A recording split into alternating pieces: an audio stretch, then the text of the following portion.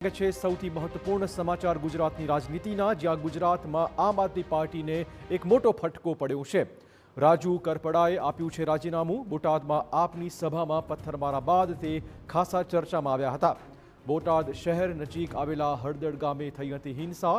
કડદા પ્રથાની વાતને લઈને આવ્યા હતા ચર્ચામાં। સ્થાનિક સ્વરાજની ચૂંટણી પહેલા તેમનું રાજીનામું એ આમ આદમી પાર્ટીને મોટો ફટકો મનાઈ રહ્યું છે। આપના કિસાન સેલ સાથે જોડાયેલા હતા રાજુ કરપડા। ભાજપના દબાણના કારણે રાજીનામું આપ્યું હોવાનો દાવો કર્યો છે પ્રવીણ રામે।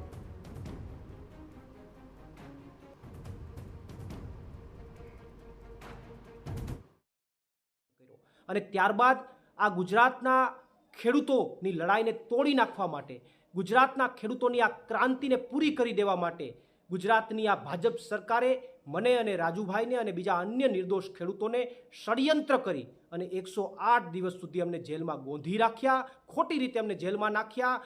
જેલમાં પણ આ ભાજપની સરકારે અમને યાતનાઓ આપવામાં કંઈ બાકી ન રાખ્યું, અમને હેરાન કરવામાં કંઈ બાકી ન રાખ્યા, અમારી ઉપર પ્રેશર બનાવવામાં પણ આ ભાજપની સરકારે કંઈ બાકી ન રાખ્યું। અને એટલા માટે મને શંકા છે કે બીજેપીની આ પ્રેશર ટેકનિકના કારણે ક્યાંક અને ક્યાંક રાજુભાઈએ રાજીનામું આપ્યું હોય એવી મને શંકા છે। પરંતુ હજુ પણ અમારા પાર્ટીના તમામ નેતાઓ અને મારે પણ રાજુભાઈ કરપડા સાથે વાત થઈ નથી। અમે એમની સાથે જ્યારે વાત કરીશું ત્યારે અમને ચોક્કસથી યોગ્ય કારણ જાણવા મળશે।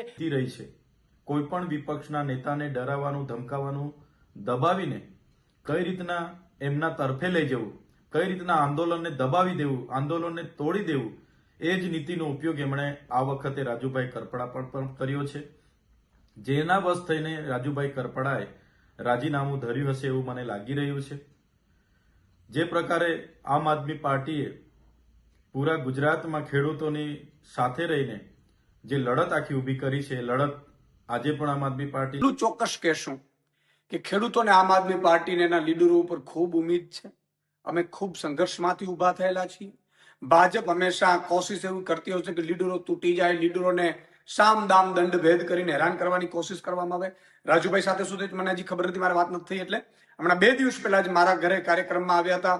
મેં લગભગ તમામ ખેડૂતો અને ખેડૂત નેતાઓનું અહીંયા 10-12 હજાર લોકોની વચ્ચે સન્માન પણ કર્યું હતું। યોદ્ધાઓનું, ખેડૂતો પણ ઉપસ્થિત રહ્યા હતા અને ખેડૂતોને પણ ખૂબ મોટી ઉમ્મીદ છે આમ આદમી પાર્ટીને એના નેતાઓ ઉપર, એના સંઘર્ષ ઉપર। એટલે કોઈ મજબૂરી રહી ખબર નથી, પરંતુ ભાજપ હંમેશા કોશિશ આવું કરતું રહ્યું છે। તમે જો જે રીતે જેલમાંથી આવ્યા પછી બધા જે આગેવાનો મળ્યા છે, ખૂબ અત્યાચાર કર્યા છે યાર। એ લોકોનું વાંક શું હતું? અને હજી પણ કેસોના દબાણો આન તેન, એટલે મને લાગે છે કે ભાજપ છે એ કોશિશો આવી કરતી રહેશે।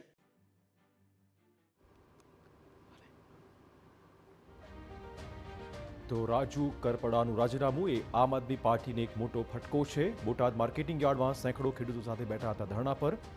લડત ઉગ્ર બન્યા બાદ તેમની કરાઈ હતી અટકાયત। તો ખાસા વિવાદમાં પણ રહ્યા છે રાજુ કરપડા। રાજુ કરપડાની આગેવાનીમાં આપે બોટાદમાં મહાપંચાયતનું કર્યું હતું એલાન। કરપડાએ હળદડ ગામે મહાસભાને સંબોધન પણ કર્યું હતું। સભા બાદ પોલીસ અને ખેડૂતો વચ્ચે ઘર્ષણ પણ થઈ ગયું હતું। બોટાદમાં કડદા પ્રથા સામેના આંદોલનની તેમણે આગેવાની પણ લીધી હતી। તેમનું અચાનક રાજીનામું એ આમ આદમી પાર્ટી માટે એક મોટો ફટકો મનાઈ રહ્યું છે। જો કે આમ આદમી પાર્ટીએ દાવો કર્યો છે કે કોઈ પ્રેશરમાં આવીને દબાણની રાજનીતિના કારણે તેમણે આ રાજીનામું આપ્યું છે।